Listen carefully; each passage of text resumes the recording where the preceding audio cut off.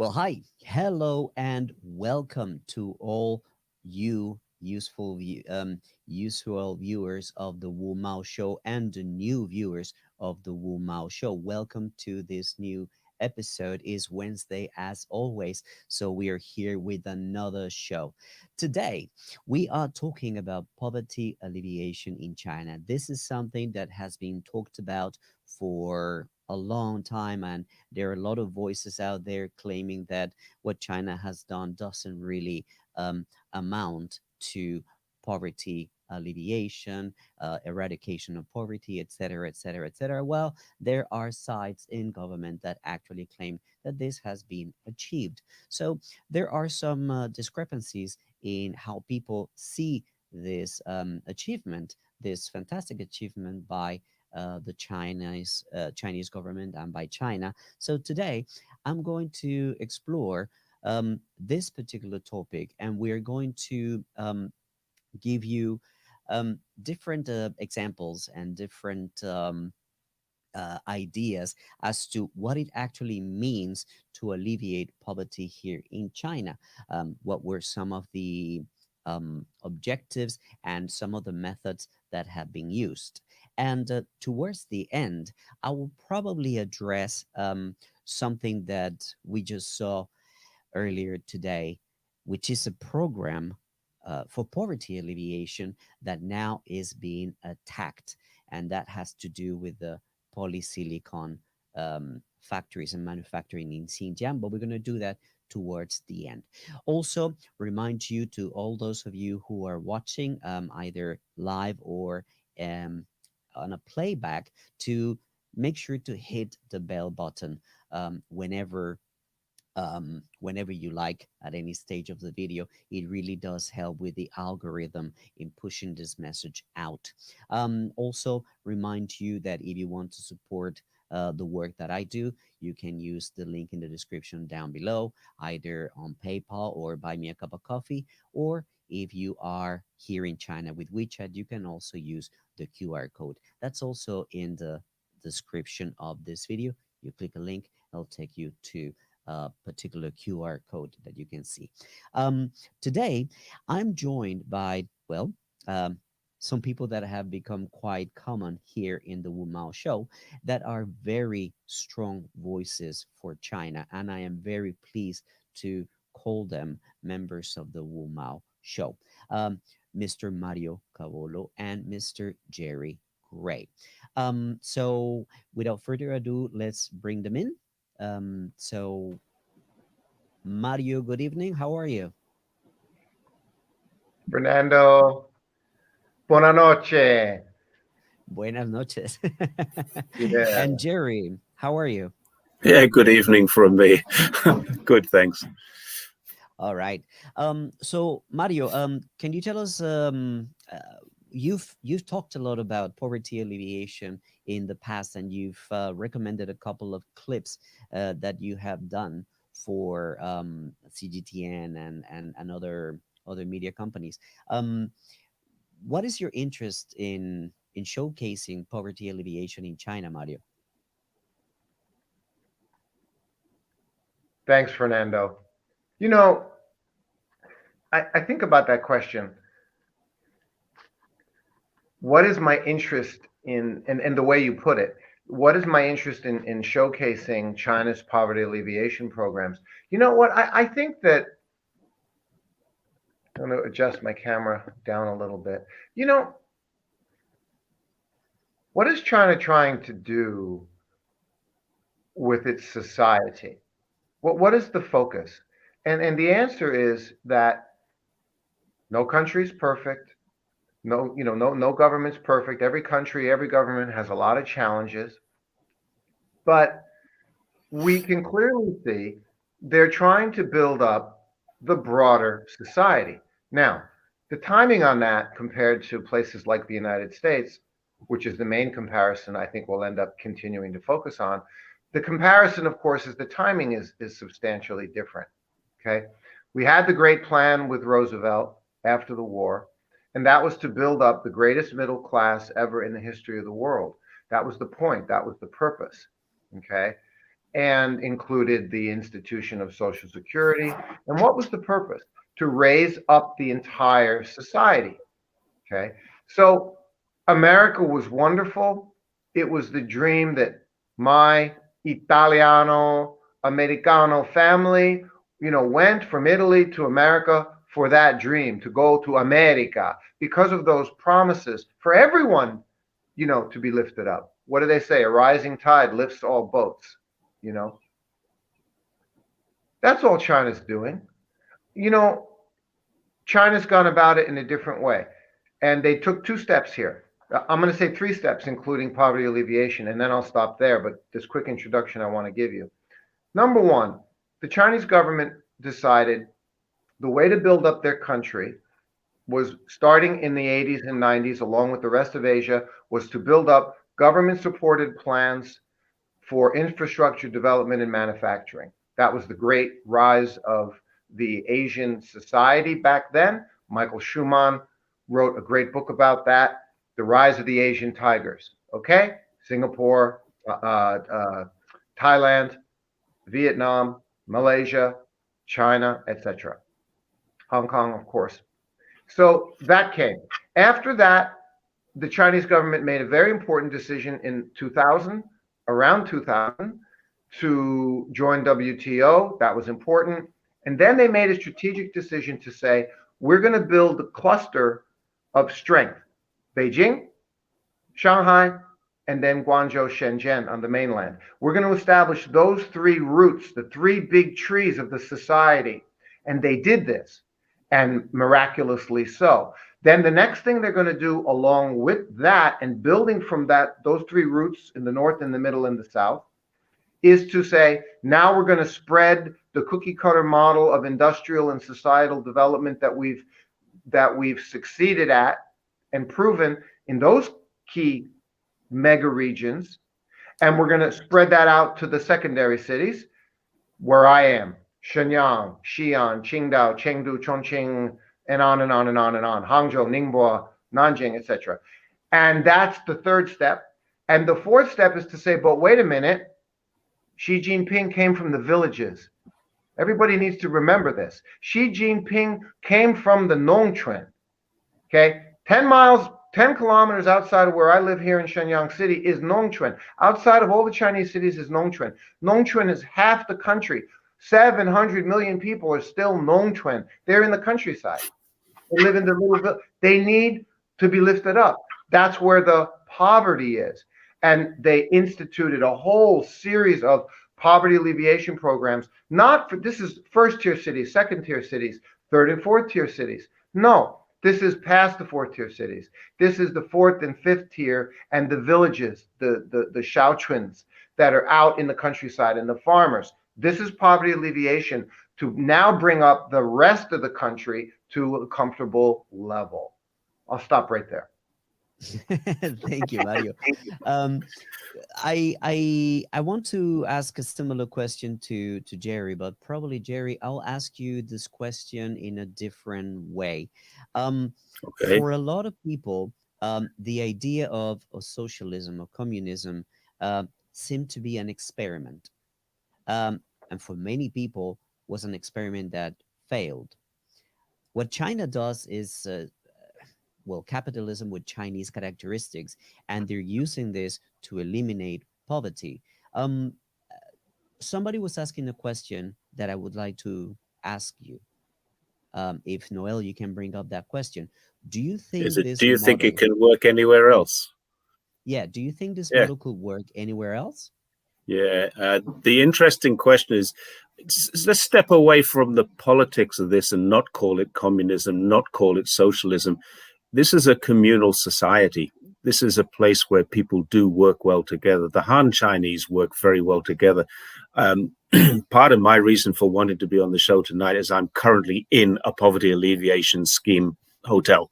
This is the building you can see around me. Is a wooden building, and it's got wooden doors, wooden floors, wooden everything. I'm in poverty alleviation program right now. And what I think you can find happening is that groups of people work very well together inside of China. This is part of their national psyche. It is part of the culture of Chinese people. They work well together. Now, you want to call it communism, that's great. You want to call it socialism, that's all right. But it's not exactly communism. It's not exactly socialism. I think it's a communal living that works very, very well in a society. So we're using a different type of aspect of the word. Could it work anywhere else?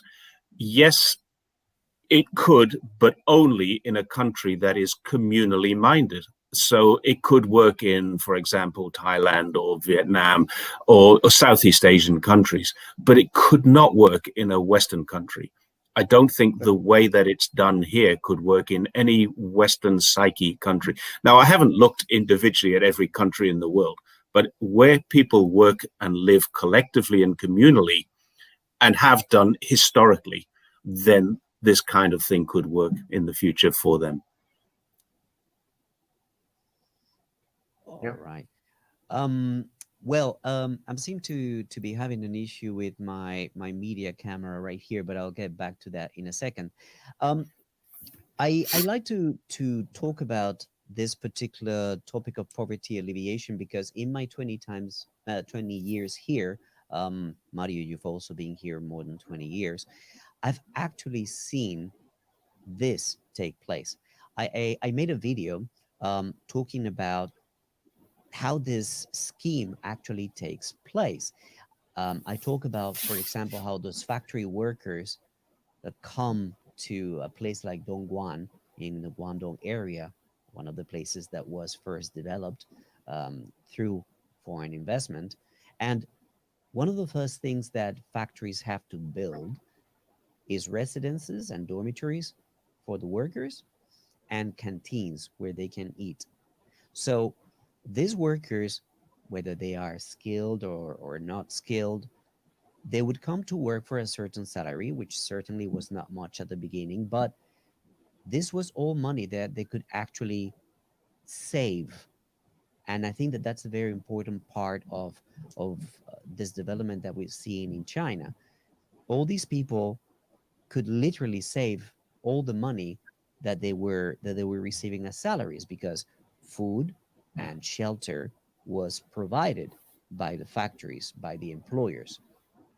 And through the decades, that created um, a potential for these people to um, in, get better, get more training, educate themselves, purchase real estate, start their own businesses, and created that middle class that we can see today.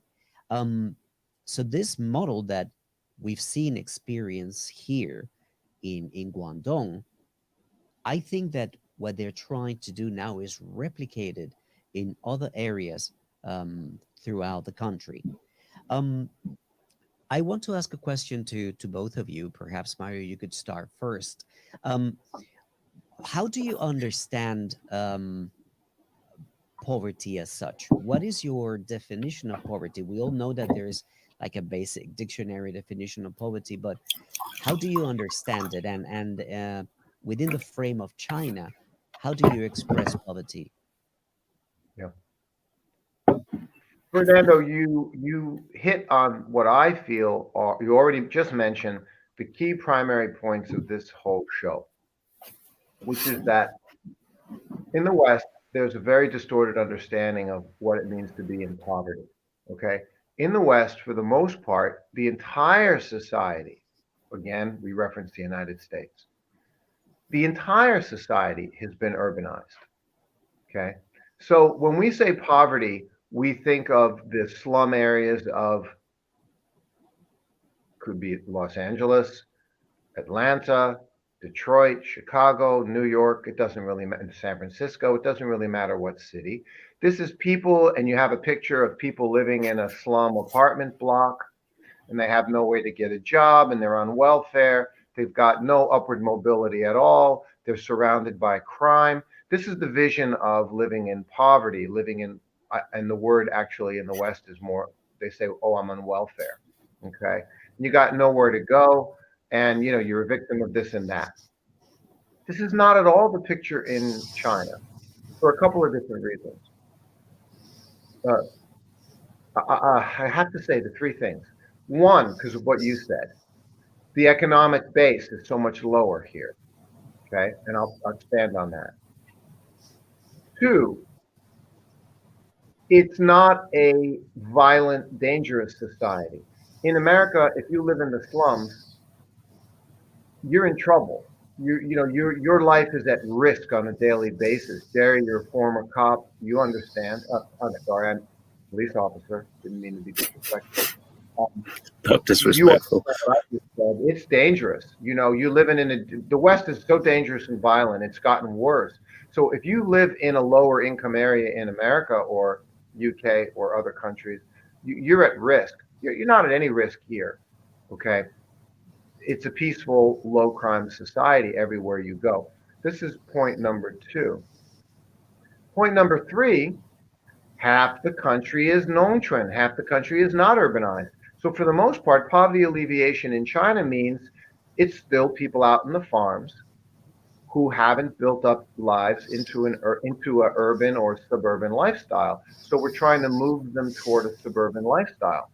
So these three characteristics define the Chinese situation. The two that are most important to talk about, okay, safety is gone, is out of let's forget safety. It's safe here. So now we don't need to talk about that. We talk about the fact that poverty alleviation means, and I'll go into more detail later, I went on 2 poverty alleviation programs where the government and local business people get together, they decide to put a bunch of money on the table, they get organized, the government's involved, and they say, we got these villages out in the countryside. These people are only making $150, $200 a month. They're comfortable.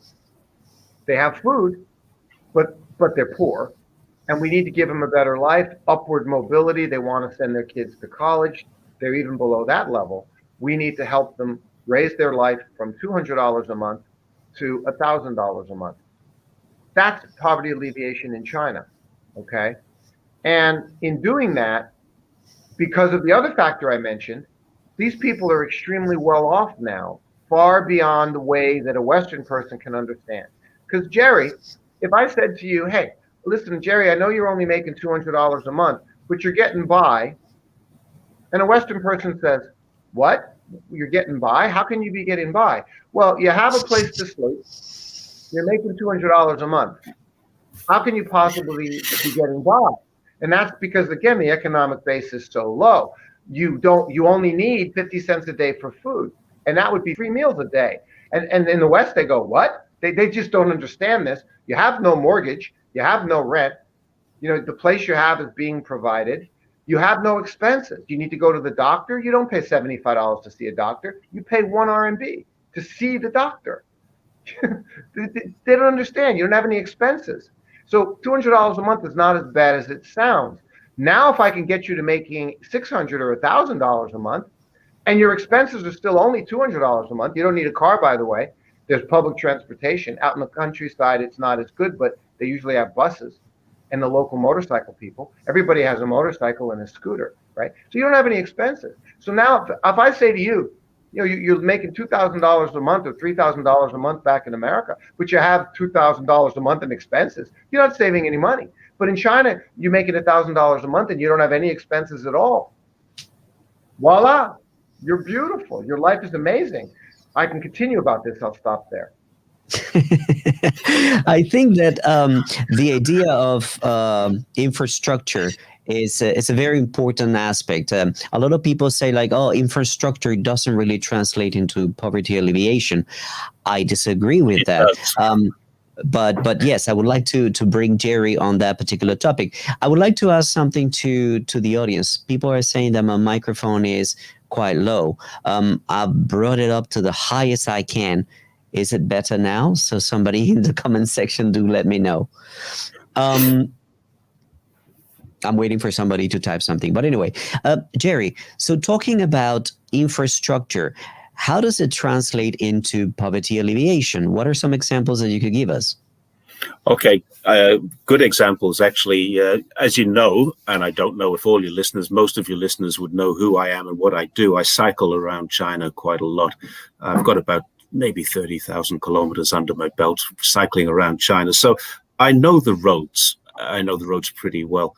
And my first bike trip was 2014. Although I've lived in China a lot longer, I just decided in 2014 I had some free time and an ability and a desire to go and explore China. And I went across China and through Xinjiang, those sorts of things. So I've seen poverty alleviation firsthand. By 2014, when I went through Ningxia and Gansu, some of the roads were absolutely terrible. People were living in caves still. And we saw that. I've got photographs of that, and we kind of produced some videos and things at the time. But when I went through again in 2019 through the same region, I went one way in 2014, came back the other way 2019. Very different situation, perfectly good roads. The caves are still there, but they've got apartments on the other side of the road. And this is what happens. If you're going to give some farmers an opportunity to make some money, you have to give them the roads to get their produce out. And where we are right now, we're in a village. We are 107 kilometers north of Guilin. Guilin is the capital of Guangxi province, which is not a rich province. It's down there in the bottom, I don't know, maybe the bottom 5 or 6 provinces in China. And we are in a very, very poor part of it. But we're in a building which is absolutely fantastic. I mean, you can see there's a television behind me there. I've got hot and cold running water. We even have a bath in this hotel. And this hotel has been built under a poverty alleviation scheme. So this is a great example of how you build infrastructure in order to bring money into this village. This village has 35 houses, 150 people. Now, the only reason we're here is because my wife actually knows someone who lives here. So we got this room in this hotel, and we're paying 120 a night for this 120 RMB. That's like about 10 quid for the night, $15. And we're going to stay here for 3 or 4 days. Each time we go to there's no restaurant per se here, but some of the villagers have a room where they can cook for us as long as we let them know that we'd like to eat there. So my wife is friendly now with just about all of the IEs in the village. We let them know we'd like to have some duck tonight. Okay, no problem. Come to this house. They've got a duck. So we go to that house. And that's how we had our dinner tonight. And we bought some of the local wine. Didn't finish it yet, but that's for tomorrow. And again, all of this is adding to their income because we're here as tourists. Now, this hotel only has 4 rooms, and 2 of them are occupied. But there's a restaurant just down the road that we stopped in yesterday. And it's a restaurant. It's actually in the tourist area of this place, and it's full of tourists. And apparently, on National Day and May Day holidays, that restaurant, which had 40 tables outside and about 60 tables inside, can turn over 100,000 RMB a day during those 2 holidays, the National Day holiday and the May Day holiday, because where we are is the Longji rice terraces. Now, anybody who knows pictures of China and has seen those most beautiful green hills which are carved into rice fields, that's where we are. And they have 2 crops a year. Paradise, yes. I want to get the drone out, but it keeps raining. Paradise. You are in paradise. It's definitely, if we're not in paradise, we're at the gateway to it. It really is it's spectacularly beautiful, except that it's cold and wet. So it's not a good place to cycle either, and it's very mountainous. So yeah, this is a great example. The hotel we're in now, if I can just briefly explain how this happens. This hotel, how does a village with 150 people and only 35 houses in it build a hotel? The government comes in and says, how are we going to manage to help you? So the one family says, well, we've got loads of space because everybody's moved out into the city. So a builder comes in, the house owner, the builder, and the local government share the expense. They get 30% or 33% each of the takings for this hotel for the first 5 years. After 5 years, then, of course, it's all up to the owner then. And it's actually on Airbnb. You can book this place on Airbnb. So if you want to, I can highly recommend it, and I can send a link to get to the Airbnb place. It's absolutely fantastic, except you have to climb up a mountain to get into the hotel. Literally, you're climbing up rock stairs. It's about a 10-minute climb. I think 6 minutes, 7 minutes. I did a video yesterday, 7-minute video, climbing up to our hotel room.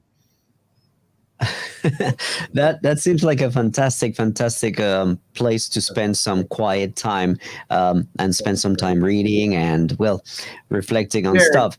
I want to talk a little bit about some of the ways that the government actually makes this happen. There are many different aspects. One of them is this kind of cooperatives, this kind of projects that they bring to the different regions that enable people. I mean, they don't give fish to people, they teach them how to fish. Basically, they teach them how to make money. And they teach them how to farm fish. Yeah, exactly. So I wanted to show you guys a very short clip that was produced with Mr. Mario Cavolo about the young. So let's watch a couple of minutes of this particular clip, and then we let Mario explain to us a little bit how this takes place. Give me 1 second. I'm going to put it on.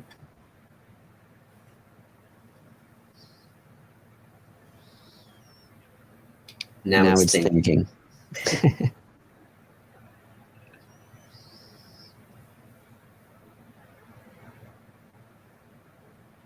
Did you turn your VPN off? Oh, it's 104. Here we go.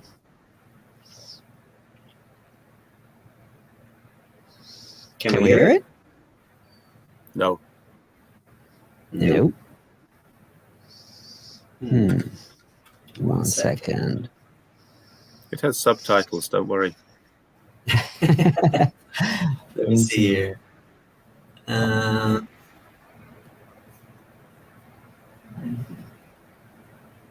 Okay, I think I sorted it out.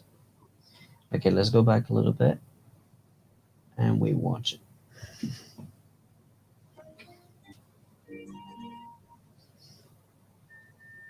Once upon a time, the village of Wuxing in Duyang had too little arable land to meet the needs of the villagers, and the crops yielded too little to generate much income, making life difficult for the farmers. It was not until the village secretary, Yang Yilin, and Mr. Tang Bo met under two 2,000-year-old trees that they were inspired by the spirit of harmony and coexistence. They came up with the idea of using the spirit of harmony to mobilize the local villagers and to lead change in the pursuit of happiness. Throughout the centuries, harmony has been part of the spiritual DNA of traditional Chinese culture, and this became the starting point for local poverty alleviation. All right. Let's bring this down 1 second. Mario, why don't you talk to us a little bit about this particular video and this project? Sure. This was a poverty alleviation program that was born of the dream of Yang Bilin, the local guy I met there in Sichuan, who was, again, like Xi Jinping, a villager out in the mountains in Sichuan, and understands Sichuan is the middle of China. This is the in Chinese. In the English, they say it's the hinterland. So it's the middle of the country. It's nowhere near the ocean, and so the big dream for, the grass is always greener on the other side. What you can't get, what's least accessible to you is what you want the most. That's life, right? That's the human way, right? So the dream, if you're living in the hinterland away from the ocean, then the dream of life is to say, one of the things you got to do is, go see the ocean, make it to the ocean. So this was the dream that his parents and grandparents put in his mind, which was to go see the ocean. Get to the shore, get to the coast, go to school and university in a coastal city like Shanghai, or go see the ocean, make it to the shoreline, and we can appreciate the dream. And he did. And then he went back to his hometown and he was like, well, I'm not going to be able to get all these I'm not going to be able to get all these Sichuan farmers and villagers of my hometown county, which is Duyang County, about, I'm going to say 70 kilometers west of Chengdu in Sichuan. I'm not going to get all of them out to the ocean, so I'll bring the ocean to them. Literally, that's what this poverty alleviation program was. And they did it exactly as you said. Yang Bilin, and as I said in the video you just showed, the clip, Yang Bilin talked to the village leader, the local village. It's just local small town, and with very low economic levels, and everyone's looking for an opportunity. And they got together and they approached the government under those trees. I went to those trees. Those two trees were 10 feet, 3-4 meters in diameter each, the two twin trees. I was there. You saw me there in the video clip. It was amazing. Yeah. So I went there, shot this poverty alleviation video for 3-4 days with CGTN. This was the second one that I did. So then they bring in the government, and they have to find the funding. Yang Bilin had started a company, so he made quite a good amount of money. They had to bring in, and then whether you get the time to show it or not, they built the man-made lake resort. That's bottom line. That's what they did. They built a man-made lake resort out in the middle of nowhere, out in the middle of where there was no lake and there was no ocean, and it was bungalows over the water. The whole deal. You saw the water in a little bit. We saw the water. It was beautiful. A shallow lagoon, huge, with a train going all the way around.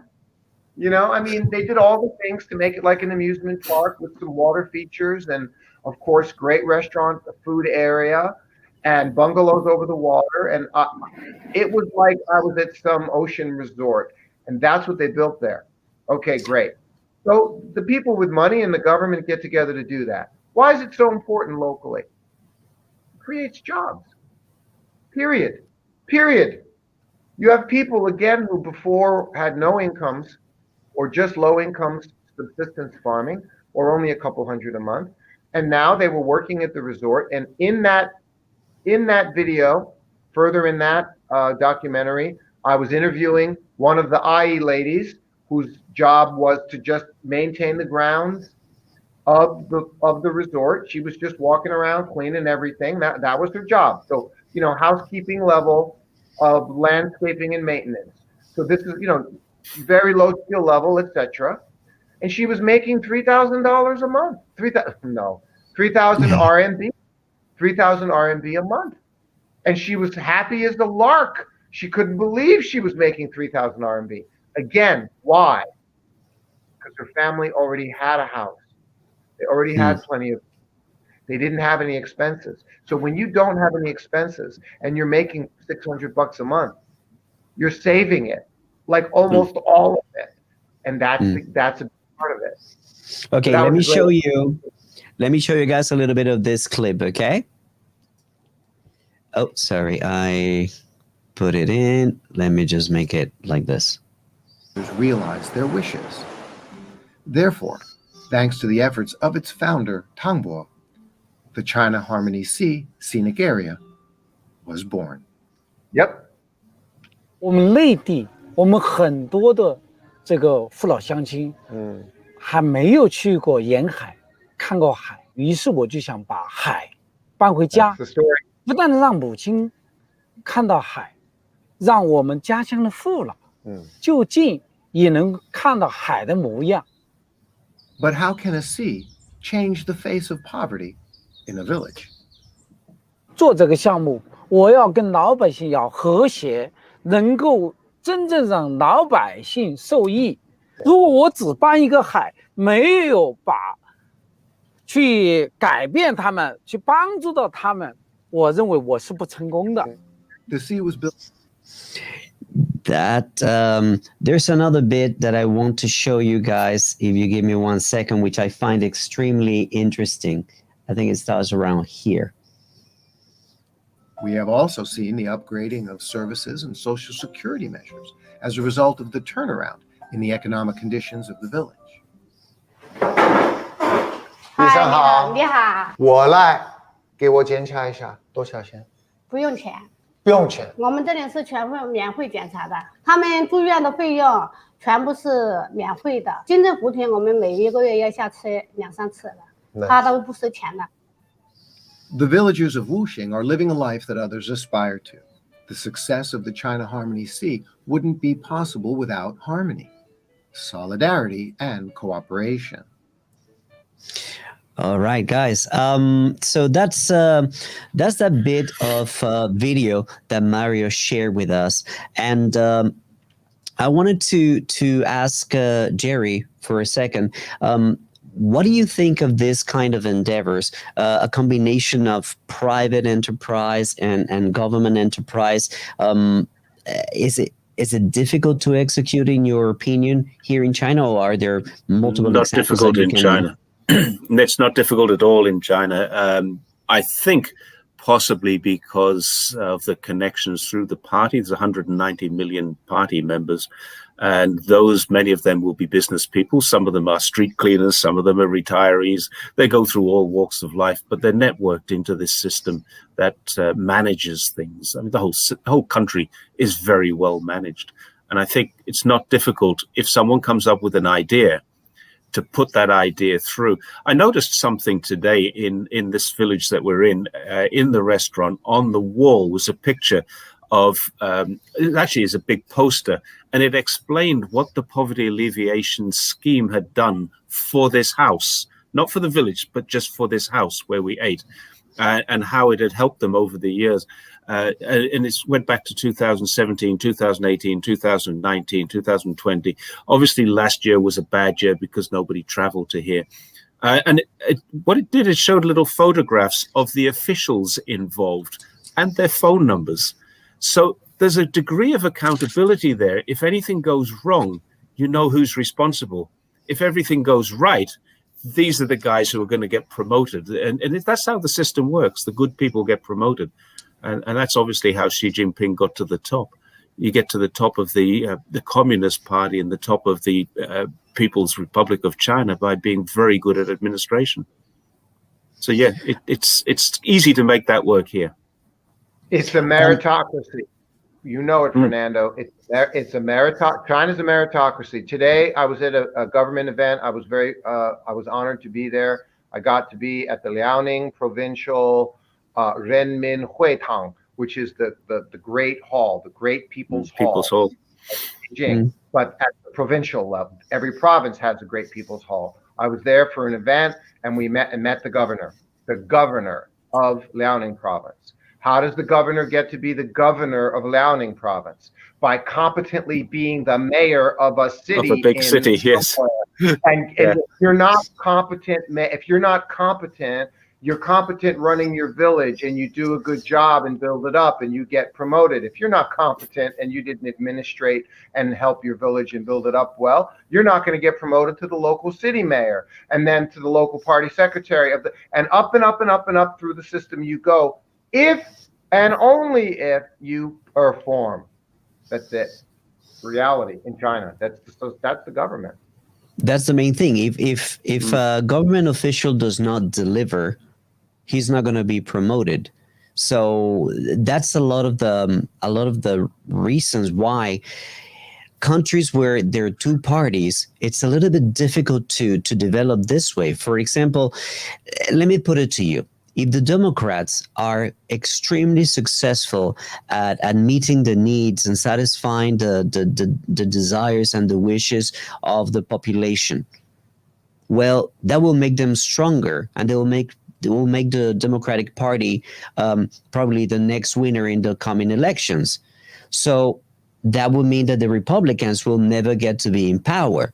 So that incentivizes Republicans to block every single action that the Democrats want to take so that they don't get to be successful. And if they don't get to be successful, then the electorate decides to go, okay, let's try a Republican. And then the Democrats are going to do exactly the same. And in the middle of this tug of war is society not moving anywhere, things not getting done. and people being left behind.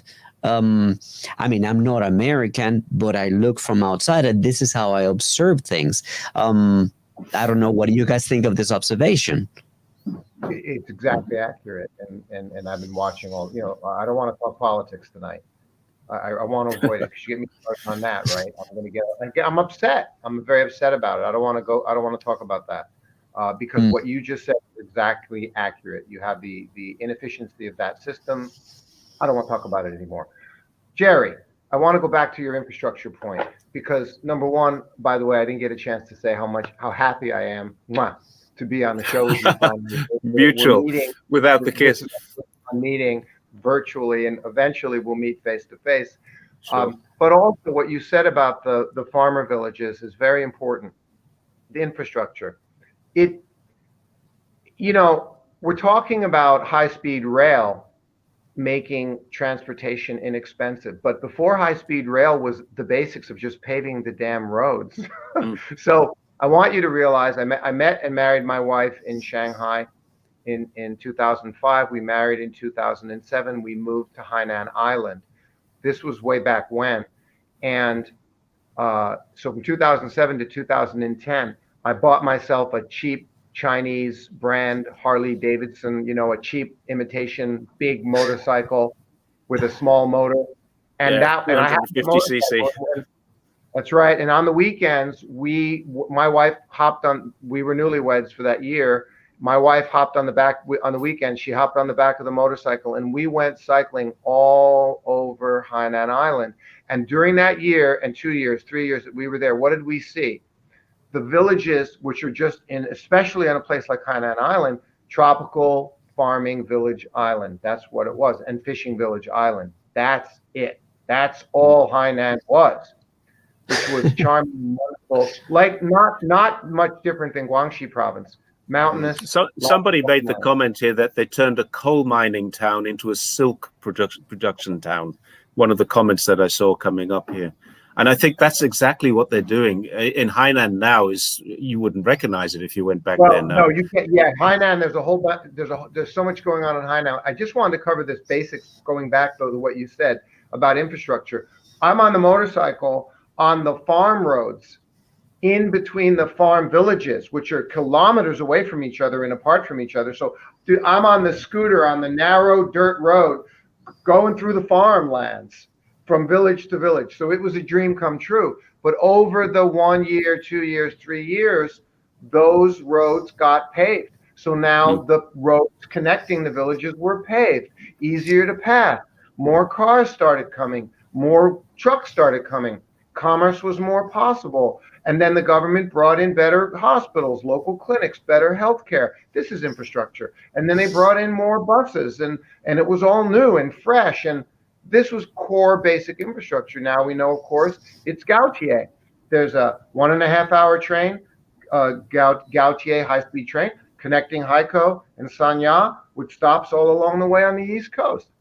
This is infrastructure, and this makes it possible. The guy living in Sanya before wasn't able to do business and expand his business up in Haikou because it was a 4-hour ride in a car. But now with the Gautier, it was 45 RMB for him to travel from Sanya to Haikou, 1.5 hours, and he can expand his business. This is infrastructure. He can also stay in the Sheraton or the Shangri-La or a Marriott hotel if he wants to. Yeah. There's a hell of a lot of American infrastructure gone into that area. Yeah, it's incredible. I think that one of the really incredible. Okay, enough from now. I think that one of the stepping stones, or one of the things that actually marked this success, this ability to say, "Oh, we have alleviated poverty in China," finally, was the fact that every single town has now paved roads. Correct me if I'm wrong, but that's something that was achieved, and that is an enormous achievement, an accomplishment, because as you said, now produce can come out of the villages and products can go into these villages, services, every education, single town has doctors. Wi-Fi as well, Wi-Fi or 5G, and a road going in, and SF Express on the corner of every street, just about. So SF Express, for people outside of China, is is like a UPS for China. It is amazing. And it's better than FedEx. It's really cheap. So in effect, I saw somebody, Han Kasturi has just mentioned that Ningxia is a wine producing region now.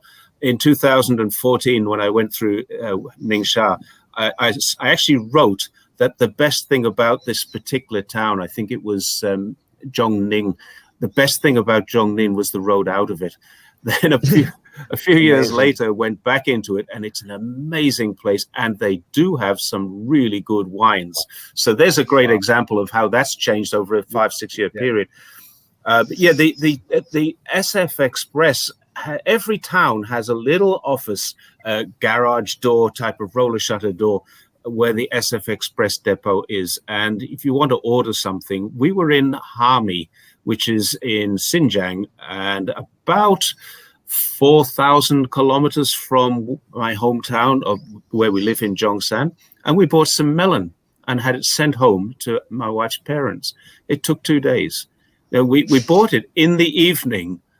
After we finished dinner, we just stopped. Said, let's get some melon. Hami is famous for it's actually named after it's actually not called Hami. It's called Kumul, but Hami melon is famous from this. So we stopped and we bought some melon, and I just casually said to my wife, do you think you could send some home? And yeah, chat. 100 RMB later, 100 RMB is like $12, £8, something like that. And we had 3 melons packed and dispatched and sent.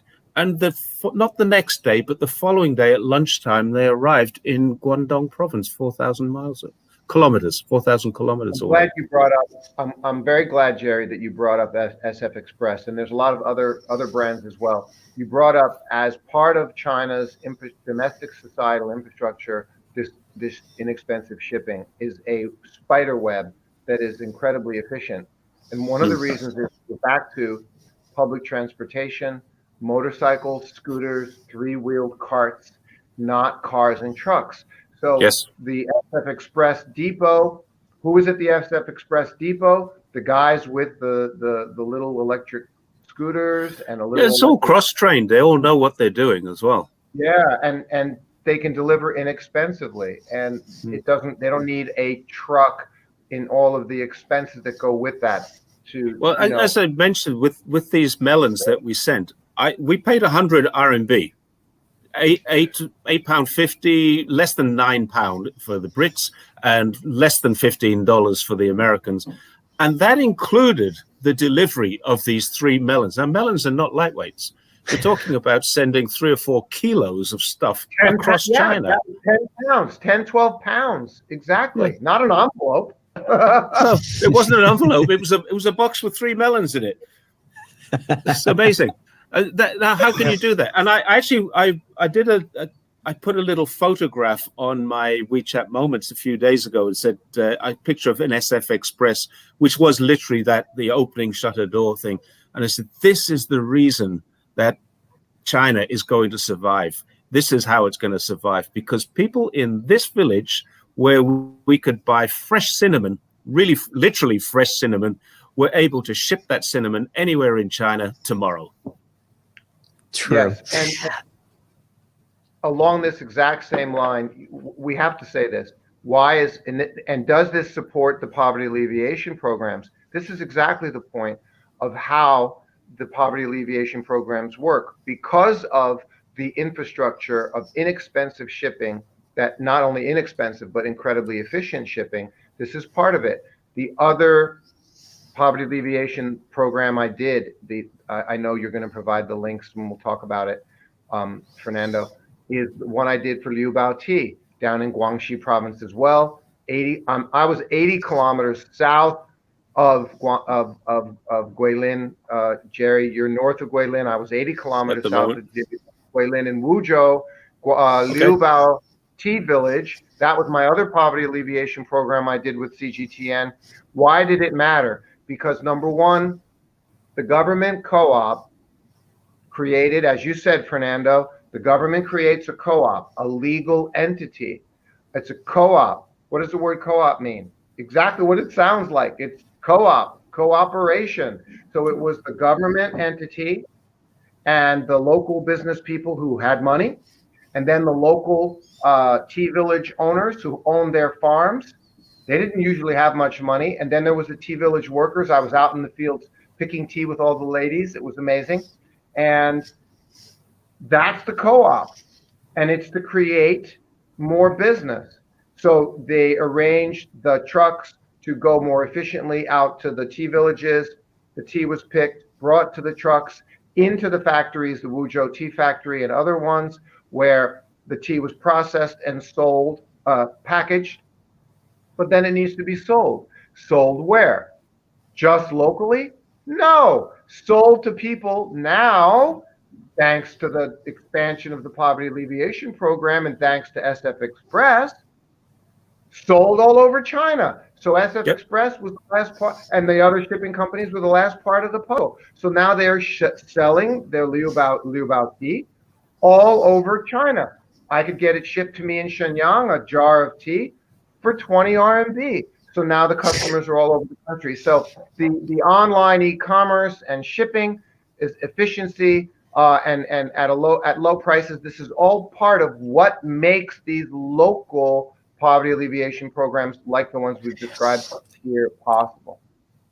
This is why videos like the one from Matt Jayo Nation, where they went to this farmer and they found out this older gentleman who was actually selling vegetables online. He had a whole studio where he would make Douyin videos, I think it was, and he would and well, everybody's mocked the whole dance with the vegetables, but this is exactly what you're talking about. You're talking about people who get together and by means of this e-commerce, they're able to provide all these products to the rest of the country, sometimes even internationally. Now, you couldn't do that without roads. I want to ask a question to you guys. There are a lot of people out there saying that, well, China says that they have eliminated poverty, but why are there still some poor people? So I want to bring up a little definition here so that we can talk about this. What China has actually done is alleviate what is called absolute poverty, which is the deprivation of basic human needs. So food, drinking water, sanitation, health, shelter, and education. So that's what they have done by means of infrastructure. The roads makes all this possible. Now, somebody else in government has said that there are still 600 million people that are poor. What are they talking about? They're actually talking about relative poverty. This shows the percentage of the population that being left relatively behind. And what does that mean? They don't live at the same standard or quality standard of life as the rest of the people around them. So that's a huge difference that a lot of people don't understand. And when they kind of like attack China's success in getting rid of absolute poverty, this is a confusion that they are actually making. They don't understand that absolute poverty and relative poverty are different.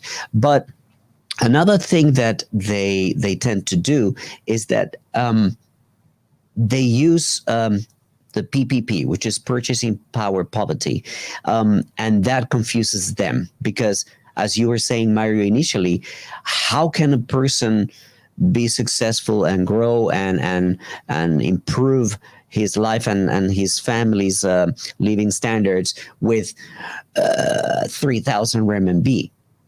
Because of the purchasing power parity is not the same. It's very different from one country to another. And the way China has set up all these projects allows people to actually do a lot more with the little money that they earn. This is why I think it's very difficult for other countries to replicate what China has done. China, from the get-go, set up this structure, these schemes, and this infrastructure so that this could become a reality. I don't think that other countries out there could replicate what China has done. What are your comments in terms of these different definitions and this different rhetoric that's out there in terms of China's success in poverty alleviation. Who would like to go first? Jerry, you go first, and let me also further clarify, Jerry, because Jerry, you're from UK, is that right? Correct. So Jerry, what is poverty in UK? And then you talk, yeah, but UK, it's different. We'd love to hear from you about this. And okay, I grew up in the UK. I wouldn't say I was in poverty, but fairly poor when we were kids, certainly. And I moved to Australia when I was 28, so I've got experience with both countries. The definition, I actually looked this up yesterday with a view to do some preparation for what we're doing tonight.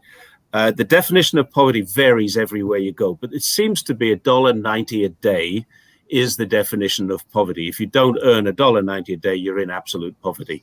Now, here's the important thing with what Fernando was talking about is Xi Jinping's goal, China's goal, and the Communist Party's goal is not to make everybody rich, but to make China into a moderately prosperous society. Now, you mentioned what America did post-war, and it's pretty much the same kind of thing. They're going to build a working class and a middle class, if you want to call them that. And I don't like these titles, but there's one other thing about the absolute poverty that people talk about. Now, China no longer has anybody registered in absolute poverty, but it still has a lot of very poor people. Here's one very important fact. They're not homeless and they're not going to starve because they live in villages and they farm. Now, we're looking around this village here now, and the little old ladies are, they've got their hose out and they're doing stuff, and they've got their fish farms and they've got their rice. They're not going to starve. That's the difference between poverty in the West and poverty in China. If I didn't have enough money to feed my wife and my kids when they were growing up in either the UK or in Australia, then I would be in poverty if there's not enough money. Now, I never smoked. I didn't drink heavily or anything like that. But sometimes there wasn't. My dad used to joke and say, there's too much month at the end of the money. And that was really the best way of looking at it. I got paid a good salary. I've never been unemployed. But I was only ever one paycheck away from destitution. Now, I remember a few months ago now, showing my wife a picture of Los Angeles when somebody posted it on Twitter, that the streets with the tents, and this is poverty. And I showed it to my wife and said, look, this is the richest city in the richest state in the richest country in the world. And there are hundreds of people living on the street. And my wife said, well, that's in the video. That's all we could see. So, yeah, I know there's 500,000 people homeless and more than 4 million registered homeless. I know that. But I said to my wife, look, this is it. This is what America looks like to me as an outsider who's never been to America. And you know what she said? Why don't they go home? They can go to their hometown. The simple concept of the hometown in China prevents people from... Yeah, you go back to your hometown and you live off the land. You sustain yourself. Yes, you're in poverty because you've got no income, but you're not going to die and you're not going to be homeless. That's the difference between poverty here and poverty in the West. All right. Mario, you go ahead and tell us what you think about these differences in poverty, different definitions. Right. And again, just adding to each other's thoughts here. I don't like this idea of even talking about poverty in terms of $1.90 a day. I forget that. That's irrelevant, okay? Because a farmer has unlimited access. What do you want if you're talking about people at the subsistence level? Poverty in the Western view is people in Ethiopia who are suffering. That's the U.S. West and the Western vision of poverty. And currently, it's Yemen. Literally millions of starving children because of the political war there with what Saudi Arabia and the US is doing militarily. It's horrifying stuff. That's the vision in the West of poverty. There's nothing like that here in China. At worst, I've always said this, if you want to be poor, be in China. China's the best place to be poor. You can't really be that poor. You could be on, don't get me wrong, it's not a sexy, happy life, but at least you can eat. You can't say $1.90 a day. This is not a relevant number because That's right. It's not relevant. It's relative to three things, okay? Four things: shelter, transportation, access to health, access to all of these things: shelter, transportation, healthcare, and food. Okay. Now, I live in Shenyang, a second-tier city. It's a modern, beautiful, nice city, as nice as Shanghai, Guangzhou, Shenzhen. Beautiful city. Okay. I can go downstairs and eat a steam bun robao, which is a meat bun, freshly made every day, and it costs 30 cents. Okay. And two of them is a meal.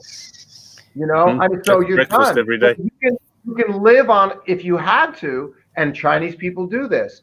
They live on literally $1 a day for food, and it's enough.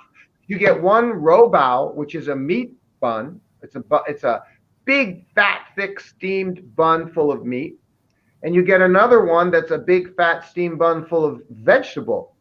There you go. There's your square meal, and there's no oil. It's not deep fried. It's steamed. It's healthy, and there's your meal. There's your square meal for 50 cents. Okay, and so this is what people in the West, you got to understand. It's not $3.99. It's not, oh, I want to eat a cheap meal, $3.99. It's not McDonald's either. It's 50 cents, and it's made fresh. Second thing is shelter. Again, in a second-tier city, so imagine how much cheaper it is in third and fourth-tier cities. Here in Shenyang, we're downtown, things are a little bit more expensive, and you're still renting a 1,300 square foot, 130 square foot apartment, a nice apartment for $600 a month, but just go 5 kilometers out of the city, rent a regular, like just like normal, just say like regular local, and you could rent 40 square meters, 60 square meters for $150 a month. So there's your rent, and that's if you don't own a place, right? So what is poverty? It has so much to do with how much things cost. We've said this we're saying this point in so many different ways. And then you have a bicycle, and that's all you need is a bicycle, or 15 cents a day to take the subway, and that's all you need. You have no expenses. So if you're making $500 a month, the fact of the matter is you're the same as a family out and back in America making $2,000, and that's the truth. Yeah, there's something else that somebody is mentioning in the comment section down below, is that university expenses, education, free education in China, of very good quality, and well, it's something that when they graduate and they start going to university, they leave university without debt. That is something that it's a huge issue for Americans or for people in the West. There are countries where this is not an issue. Gentlemen, I want to try something today. We're getting our first call for somebody called Xuan. I'm going to patch this in. This is the first time that we do this. So let's see. Let's listen to what Xuan has to say. Hold on one second. Hello, Xuan. Are you there? Hello, buenas noches. All right. Can we hear it? Buenas Yes. And good evening, everybody. Okay, I can't hear Xuan. You guys can hear him? Yeah. Yes. Can you hear me? Okay. Xuan, I can't hear you, but the panel can hear you. So we'll tell you what he says. Can you ask your question to the panel and then we can discuss it? Go You ahead, guys Sean. let me know when he's done. But I think another one can't hear me during the live stream. But okay, I just launched my question ahead. So I want to ask Maria and Jerry, what do you think about the next step for the poverty alleviation, because we definitely know it's not the end for the CPC. What do we think about the next step for poverty alleviation? I think that's what he said. Yeah, Xuan, can you hear me? Sorry, he was talking about the next step in poverty alleviation. Yes. What's the CPC's what do you guys next think? step? I think continuation, more of the same, but it's more targeted. I think they now know where it needs to be done, and one of the things that the CPC does do is it twins cities, it twins provinces. So currently, part of Guangdong is helping part of Guangxi, part of Guangdong is helping part of Guizhou, things like that. Now, these are things that I'm aware of because I've actually been involved in them. I've actually traveled with Guangdong people to places in Guangxi to be involved in charity, and that's it's charitable and it's poverty alleviation, and I think that's what they're really trying to do now. It's to build a buddy system so that one city is always going to help another city until that city is on its own, and then that helps a smaller city or a smaller town. I think that's the future. I think that part of the future. The future of China and poverty alleviation definitely goes through Xinjiang. And this is one thing that I wanted to bring to the panel and to our audience today. That video that came out from Bloomberg talking about the transfer of labor from different parts in Xinjiang to, well, the factories that produce the polysilicon that goes into solar panels in pretty much all over the world. What upsets me about this is that what the government is trying to do in Xinjiang is what they have done in all other parts of China. Right. No, nothing unique there. Yes, I made a video that is coming tomorrow. I should just let you guys know. In which I talk about my wife. My wife graduated from university and she was met by either, I don't know if they were private or government entities telling her, look, we need people with your skill set in Guangdong. So we're going to offer you this possibility. We're going to offer you these opportunities. And these were huge events where as I said, either private or government entities would go to recruit people and remove them from their place, from their hometown, from their families, from their friends, from their children, if they had children. But never remove them by force, right? They were never removed by force. Exactly. But I said removed in quotation marks. Basically, yeah. They give them the opportunity to develop themselves. This started in 1979 with the reform and opening up. And the Western world hasn't had a single issue making money and benefiting from this particular scheme in the Guangdong province. No, it's true. Except for now, it's an issue in Xinjiang, which is an area that they want to destabilize. So this whole idea of calling this relocation or transfer of skilled, talented, and necessary workforce around a certain area is not new, and it's not a good thing to call it forced labor. It's just labor that's being moved around. Gentlemen, yeah, I have another call from Zhongshan. I can't hear it, but you guys can hear it. Let's see if we can go with this question. So, Zhongshan, you ask your question, and once you're done, we're going to answer it. Let's go. Here's another question. Can you guys hear it? Hello. Can't hear anything yet. Nope, not hearing anything. Nope. Can't hear it? All right, so let's continue with our topic. So, I am bringing a video out tomorrow that I shot in Xinjiang, and after that I'm shooting another video about this particular situation. What do you guys have to say about this particular topic that's so fresh, so hot?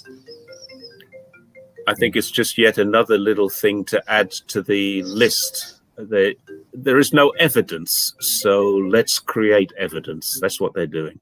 There's no evidence of forced labor in Xinjiang. There's no evidence of forced sterilizations in Xinjiang. There's no evidence of mass incarceration in Xinjiang. What there is evidence of is high security and a suppression of terrorism and separatism. There is evidence of that. But there's no evidence of these things. Now, what they've done is they said, we can't get into these factories to show you what's going on in there. Therefore, something bad must be happening. Well, Yeah. Would they allow CGTN into a factory in the UK or in the USA or even in Colombia? Would they allow CGTN or CCTV to do that? No, they wouldn't. So what's the story? The story is China's being sinister, and let's find something else. Tomorrow it'll be another thing. It's horrifying. Yeah, it's horrifying. There's no story. The story and the response to the story is that there isn't a story. That's right. There isn't. It's just so another thing to add to a list. When I read that Bloomberg one this morning, it's just more of the same. I did one of the I appreciate Jerry, Fernando. You did a great Xinjiang video, and you're doing more. Fernando, I'm referring to your first Xinjiang video a while back that I saw it. When I first met you, this was your video you did on Xinjiang. I was like, wow, this is a really good one.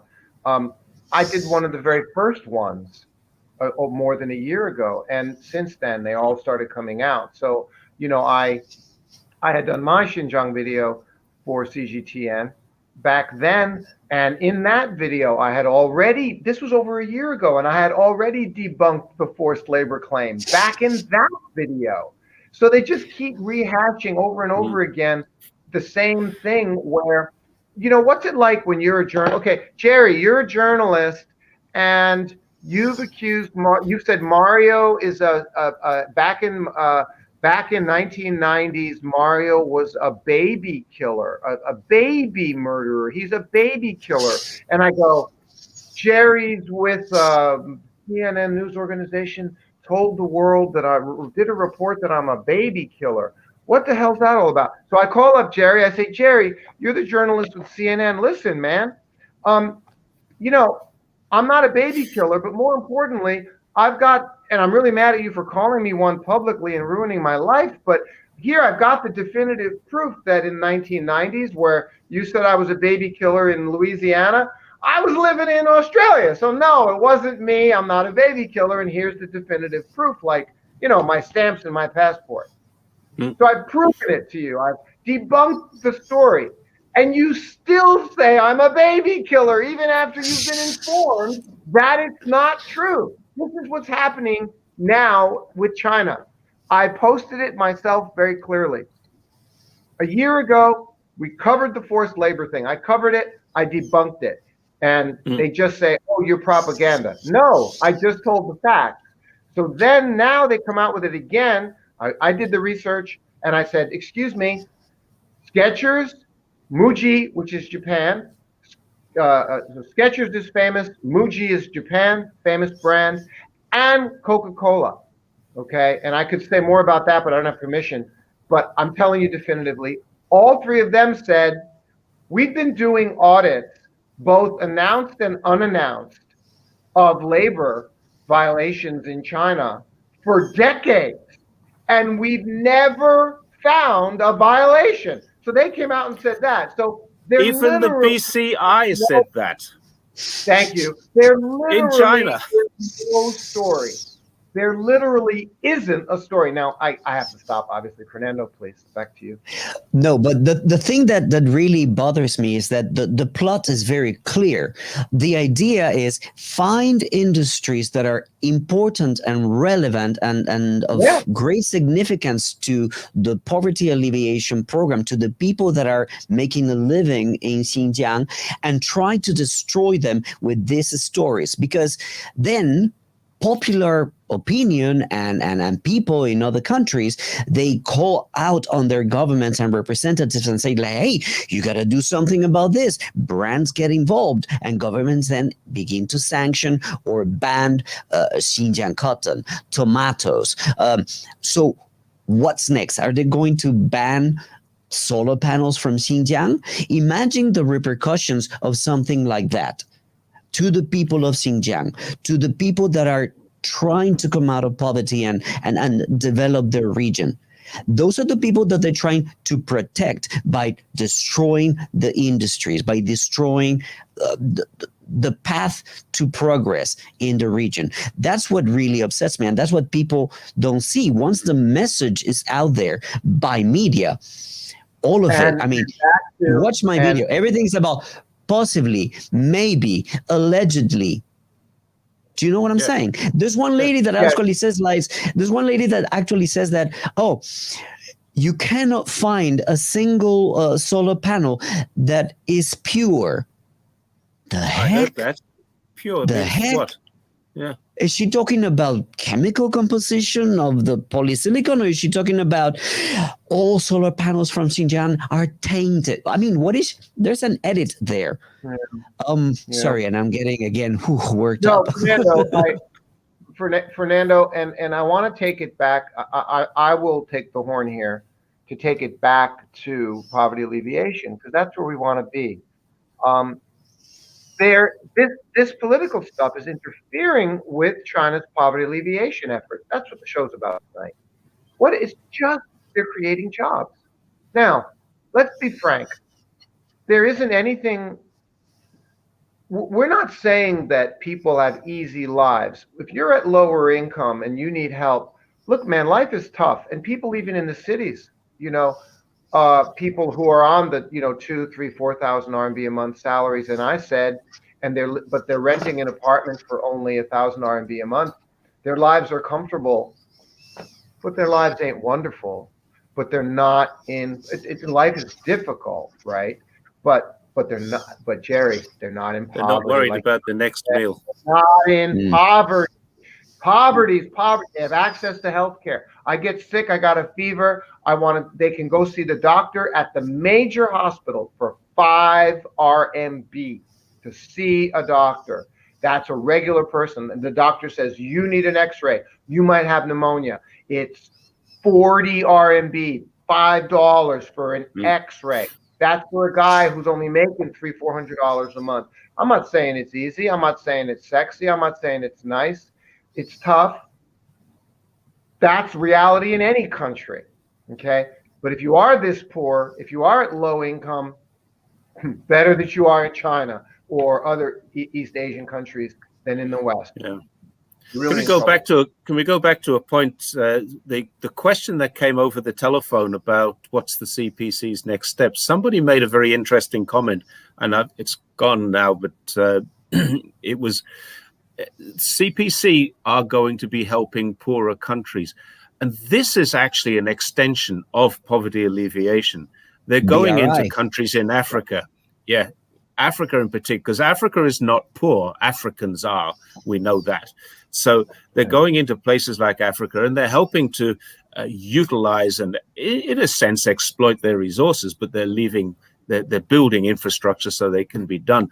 And I think what's going to happen is that exactly what they've done internally here inside of China will be carried forward to what we now call as the global South, the developing world. And I think China will do that. And this is probably the reason why America would be so afraid, because for the last 400, 500 years, the Americans and the Brits and the Portuguese and the Spanish have been colonizing and exploiting all of these countries. Now those countries are going to become stronger. Africa, if it ever gets itself together, the African or Pan-African Congress, if that ever comes to being like a European Union, that will be the richest union of countries in the world, given the minerals that are in Africa.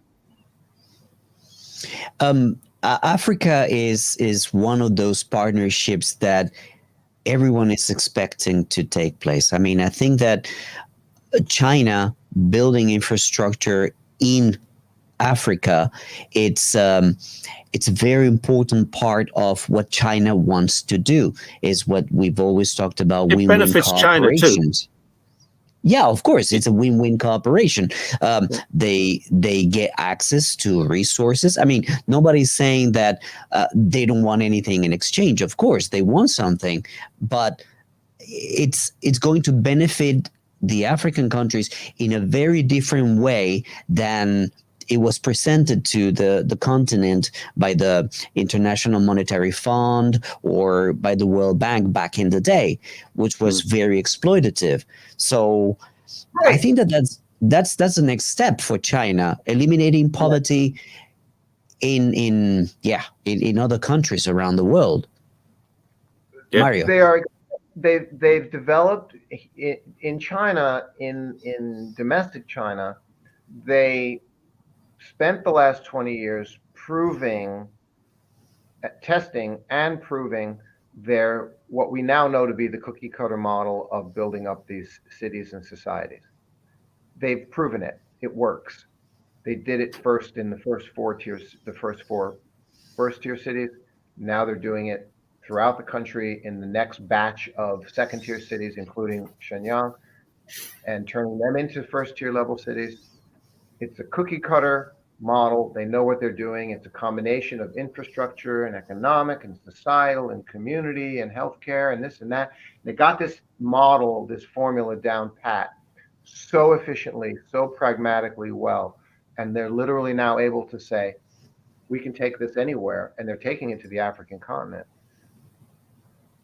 While we're watching America go backwards, which is scary. I mean, the American middle class is going back to poverty. This is frightening stuff. But they don't seem to know that, though. A lot of them do. Yes, tough stuff. But anyway, we're seeing it now going to the extension into the African continent with a proven model, that works. And the accusations of exploitation and debt diplomacy and all of that have also been debunked. I mean, China's doing things well. What else can we say? They are doing things well. I watched it myself personally with the 2 poverty alleviation programs I did. Jerry, you're in there now. I'm experiencing it right now as we speak. Yes. You got a local family who already owns their home. It's not fancy. It's not nice. It's not great, but they already own their home. And now suddenly you've got them making an extra $300-400 a month without any increase in expenses. And it's like a dream come true. You've improved the core, the fundamental, give everyone a fundamental quality of life. There's one other point as well about where we're staying, because it's considered. Somebody asked a little while ago, way back when I said where we were, is that the Dragon Ridge? It's Longji. It is known in English sometimes as the Dragon's Ridge. So Dragon Ridge, Longshan, Longji. It's a national. It's a various nationalities autonomous county where we are, and in order to get in here, we had to pay 80 RMB each. And I thought, wow, well, yeah, that's just you're in the protected area. Oh, that's great. You're in the protected area. You can't come in until you pay. Now, the guy who picked us up and brought us in over the mountain and into this, because we didn't ride over the mountain to get in here. He brought us in. He said, there is a back road, but if you're going to stay in the hotel, I don't know if you'll get caught. So it doesn't matter. If we can afford 80 RMB each to come in here, and that 80 RMB is going to be used to benefit the lives of the people who are already living here, well, so be it. Now, today is the 3rd day of the 3rd month of the lunar calendar, and it is the ethnic minorities holiday. So today we had a massive show going on at the village down the road, not our own village where we're staying, but we walked 2 kilometers to this, have a look at this thing. And it's very touristy, very, very touristy. But there's thousands of people there, and they've all paid 80 RMB to get in. And I think that's great. Yeah. Fernando, if you don't have another question, I want to jump over to the LiuBao Tea Poverty Alleviation Program that I've got something. Let me show a part of the clip right now. Let me bring it in. Okay. Great. Okay. Let's see. Let's make it big. 烘干这个产业。 With the support of the government, the model of combining intangible cultural inheritance with handmaking has been recognized by the market. Despite the small scale, the villagers helping each other to form brand sharing. Liang Jiayi, a member of the tea cooperative of Master Wei. 我的2个孩子读大学， That's 先报加入合作社，才为了是这里我学了很多技艺，增加我的收入。梁师傅，我可以跟您到你的茶园，好不好？好 OK 一起走吧。 Right here, we're following Master Liang to the Baji Tea Mountain. Due to insufficient green tea production by the cooperative, most tea factories in Wuzhou choose to cooperate with tea farmers based on the tea plantation.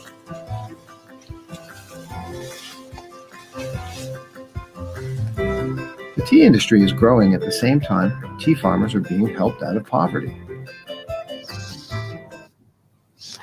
All right. Tell us a little bit about that particular clip, Mario. Yeah. Wow. That was all such special time. A little tear to my eye. Yeah. You know, you could see you could see the paradise that I was in, and Jerry, you're down there now in a different part of the Guangxi province.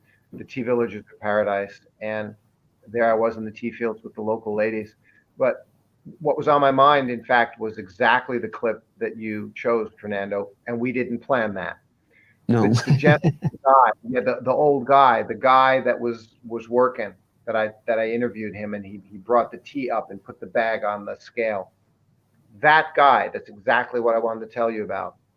So what they did down there, the Wuzhou, this is the Wuzhou city government, and I'm going to send this link to them so they know I'm talking about them. 梧州政府领导人，谢谢你们，你们努力非常好，帮助刘保珍拓展好，经济好。Okay, I covered my good Chinese. So the point was that the Wuzhou government, they were the ones who set up the co-op, and it's very famous, the Wuzhou Tea Factory. And then the tea factory that I was in there was Black Mountain Heishan Tea Factory or something, and that tea factory was smaller, and they hand rolled the tea. They did it by hand, not with the machines. And I was there with Madam Wei. Then the guy, and then she introduced me to that guy, because that guy had nothing. He was a local worker trying to figure out how to make money. But what did the co-op do? The tea factory and with the tea village, and to set up more business. What did they do? They provided that guy with 4 ways to earn income. 4 that he didn't have before. Okay, he could go into they guaranteed him and all the other tea pickers okay, I can't remember the numbers, but let's just say like 50 RMB per bag of tea that he picked. So however much tea that he picked, he could earn X per bag. But in addition to that, they had the weave baskets. So they set up a business for them to make weave the baskets. So they were making money weaving baskets. They were making money picking tea, but they were selling their tea. So they were operating as independent people. They weren't just, laborers. They were able to make more money at reasonable rates. That guy who was only making before, what, $1,000, $1,500, so what, $150 a month, let's say. That guy's now making $600, $1,000, $1,200 a month, and the whole story there was that he and their family sent the 2 kids to college, and they couldn't before. And that was the point. They did. You do need some money to send the kids to college. I was showing this. And they couldn't afford to, and they could afford, and they got their 2 kids to university because of that program. That's the story. You can't smell this. This is local tea, hand rolled, hand heated, hand dried, everything done by hand. Look at the size of the bag. Now, how much is that, Jerry? Free. What? It was free. It's a gift. We're on bicycles, so that's got to somehow fit on our bicycle, or maybe we'll find the SF Express and send it home. But yeah, there's a gift because my wife knows somebody in this village. It was their mother, and yesterday it was pouring with rain all day, or nearly all day. But the plan was my wife was going to go out tea picking with her. And I said, you're mad. You're mad. She'll go out at 8 o'clock in the morning or 7 o'clock in the morning and not come back. And she said she's not coming back until she's picked 30 gin, 15 kilos of tea. So you're mad. If you go out with her. You saw in my video. Yes, that's a 15 kilogram bag. That's a lot of hard work. And you know, the tea here is all wild. It's not farmed. It's wild. The rice is farmed. The fish is farmed. The kiwi.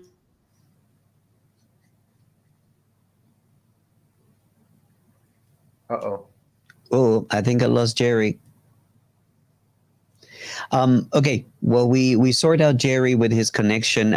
Mario, I wanted to talk about understanding how touching that that video was for you, that experience with the tea factories, because poverty alleviation materializes when you are actually able to fulfill your dreams. I can imagine how achieved, how accomplished that tea farmer felt when he was finally able to send his children to university.